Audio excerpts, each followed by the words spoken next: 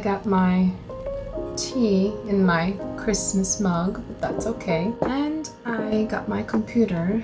Let me put on my glasses. I got my computer in front of me because I will be reading off of it. I decided to make a script for this video because I want to try to make it as short and concise as possible. I do have quite a lot to say. I don't know if you've noticed in my previous videos, but I'm kind of not good with speaking. I've lived in America the majority of my life, so my English is pretty good. But I try to say everything that's in my head, but it makes more sense in my head than it does saying it out loud. And I've come to realize that as I edit these videos. I'm going off on a tangent already.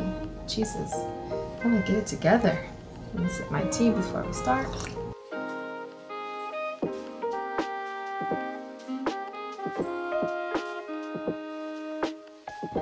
Hey everyone! My name is Ella and I'm an English teacher here in South Korea. I make videos about my life typically, but this video is going to be a sit-down talking video about quite a heavy topic. But it's something that needs to be discussed if you are deciding to come here or if you're interested in coming here. I am going to be talking about the current reality that we're facing here in South Korea in regards to mental health. I don't know if you guys know this, but I found out recently that it's Mental Health Awareness Month in May. This is not talked about in Korea in general. So when I found this out, I thought it was a sign I needed to make this video, or at least I should make this video. Not that I need to. And on that subject, I am not here to spark a fire under anybody's butt. I am just here to open up discussion on the subject because this is something that foreigners should know because they will be affected by it. It doesn't matter if you're Korean or not. And yes, you do get some leeway because you are a foreigner from a different country and most people are culturally sensitive to that. But you are here wanting to integrate into the Korean society, so you must accept some of the cultural differences into your own, because that's what integration means, right? So you are expected to do some things that most Korean people would do on a normal basis, because you will be away from your friends and family, and if you do get affected emotionally by the societal pressure, or if you already have a existing condition, you will need to seek out psychiatrists here to help you overcome the issues you're facing. And finding English fluent and carrying psychiatrists is going to be quite a hassle. I already came to terms with the fact that I couldn't help that guy in my building when he needed it. But at least I can help some people out there with this video in their decision about coming to Korea. First off, even though depression and suicide is common here, people here do not bring attention to it because it seems like a negative thing. They believe the issues that individual faces are that individual's fault.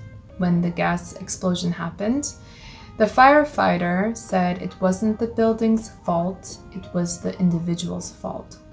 Rather than putting most of the blame on societal pressure and outside sources, they focus in on the individual who was unable to control his anger or unable to figure out his problem within himself. It was his fault that he couldn't do that himself. There was a big discussion that was opened up a few years back about suicide in Korea, when a popular K-pop group member from Shinee had went through with it. He left a suicide note, and in that note he mentioned of going to see a doctor, and the doctor actually blamed him and faulted him and his personality for the way that he felt.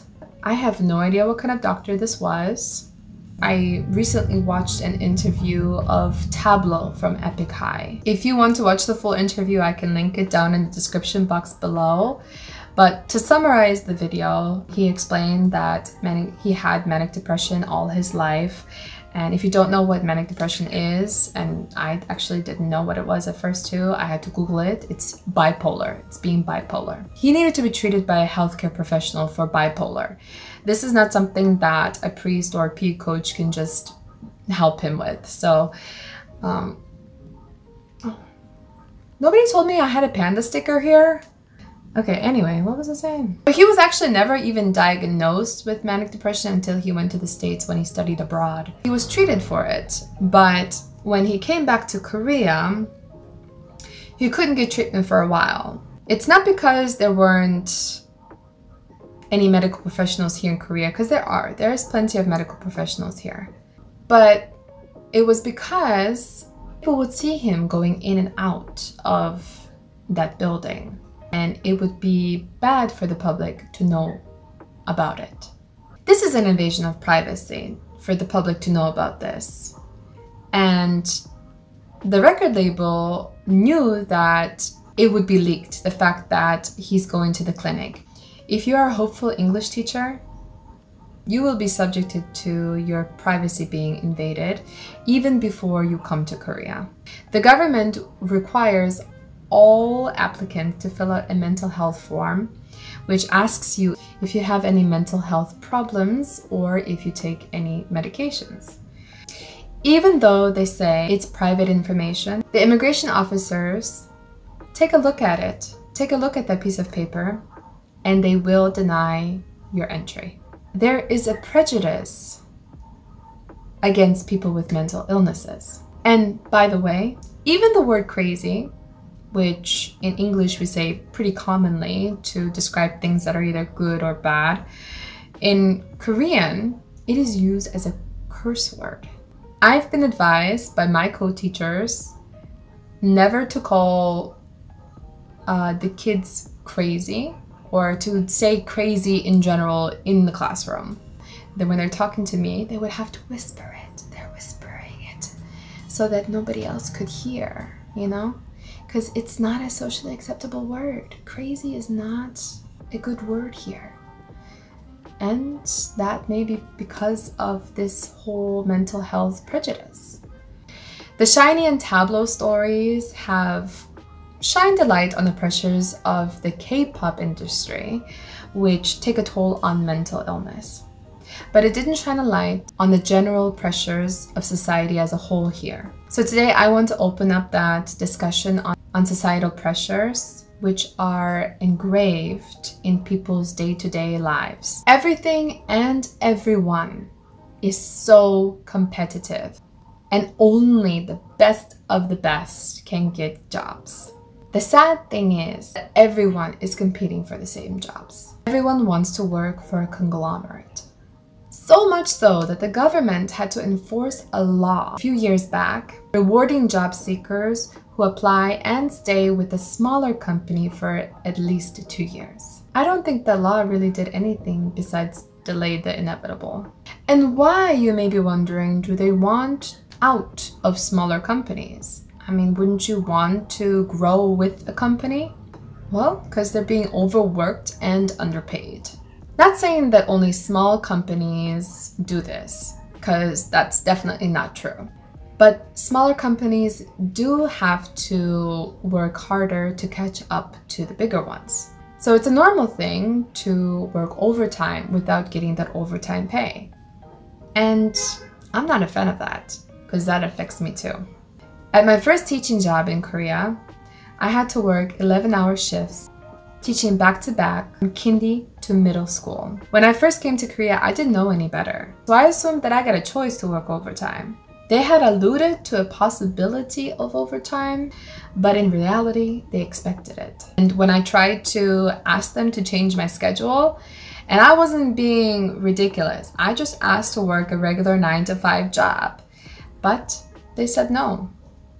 It's either overtime or quit. So I did finish my contract and I changed companies. And I am with a bigger company now, where they don't expect me to work overtime. I mean, I still do work overtime because I actually kind of enjoy my job now, but they don't expect it from me, which is how companies should work. Pressure for the father to financially support their children has made it normal for the father to live in another part of the country in order to send money and raise the child. The father would work in a different city during the weekday, and then during the weekend he would come and see his family. And this is so common here that this family dynamic is actually called 주말 부부, which means weekend couple. There's also a term for a father who is living abroad and earning money in order for him to send it back to Korea to support the family. But I don't really recall that term right now. Maybe I'll Google it, and if I Google it and I find the answer, I'll put it here. So anyway, the roles can also be switched too.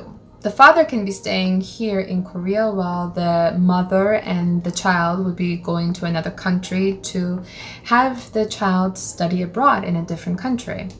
Why do they do that? Because it sets the child apart from the rest of the competition. Some of my students, both in the past and currently, are studying with me in order for them to travel to another country and study there for a bit. And mind you, they're only 6 years old international age. In Korean age, it's a little bit different. It's 7, but the kids are learning 2 languages at the same time. Because they are so young, they still haven't grasped the Korean language. So they are learning Korean and English same time. And why do they do that? Again, to set themselves apart from the rest of the competition. Kids start as early as 18 months going to an English kinji to learn a second language. Moms are actually signing these kids up for extra classes on top of the English kindy. So we would finish our classes at 2:30, and some students do stay a little bit after. Even after that, they would go to learn math or art or violin or some sort of sport like taekwondo. All this extraneous schooling, though, is because the moms are afraid their kid will fall behind.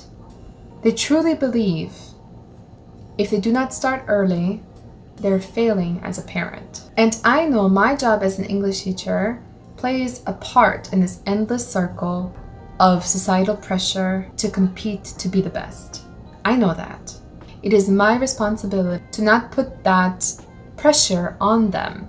In my class, they are not competing with each other. They know that if they make a mistake, it's okay. As long as you fix it, we're all good. Don't need to fret over it. Don't cry over it. What I'm saying is that these kids are so stressed to know everything that if they don't, they feel that they are failing. And that's not true. They're just 6 years old. They're still learning everything. They're learning everything at the same time. And it's not fair for them to think like that. And things are especially bad here because of Rona. I mean, now things have kind of like normalized a little bit, but still, it's not as it was before. Just this year alone, suicide prevention hotlines are logging 75% more calls than the year before. Korea was 3rd in the world for the most suicides. 1 out of 4 Koreans specifically have experienced either depression or anxiety sometime in their lives. They associate loneliness and general uncertainty combined with anxiety from job losses or business losses to the Rona blues. And I'm sure that this Rona blues has contributed to a rise in the rate of suicides in Korea. In light of this information, the Korean government has mobilized healthcare units that go into the community and offer mental health counseling and checkups. They also offer companionship for the elderly because the elderly are vastly affected by the Rona blues. And I heard that the government will be raising the mental health budget from 1.6 to 5% as suggested by the World Health Organization. This is the current reality that we are facing in Korea. This is the situation now. And I am not here to talk badly about Korea or about its people or about its culture. I feel like this is gonna rub people the wrong way, unfortunately. And we as immigrants and expats, we don't want any trouble. I'm not here to cause any trouble. But I feel like it's important to know before making a decision to come here. This is something that needs to be addressed. That's all I had to say. I know my rant was long. I said I would make it short, but here I am talking your ear off. But hopefully I shed some light on the current situation. Hopefully I helped somebody out there. But feel free to leave a comment down below if you have anything to add to this conversation. I would love to have more people join in on this and talk about their experiences, and hopefully we as a group of expats can inform the next generation of expats. Okay, thanks for sticking it out even past my rants. I appreciate you guys, and hopefully I'll see you next week. Bye!